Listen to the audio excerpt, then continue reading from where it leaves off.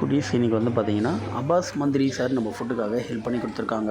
So thank you very much sir. பாவை foundation சார்பாக மனமார்ந்த நன்றிகள். குட்டீஸ் சார் ஹெல்ப் பண்ணி கொடுத்துருக்காங்கன்னு பார்த்தீங்கன்னா இன்றைக்கி அவங்களுடைய சன் சீமான் அலி இவங்களுக்கு பிறந்தநாள். ஸோ அதனால் நம்ம எல்லோரும் ஒரு நல்ல வயிறார சாப்பிடணும் அப்படின்ற ஒரே காரணத்துக்காக இந்த ஹெல்ப் நம்ம பண்ணி கொடுத்துருக்காங்க.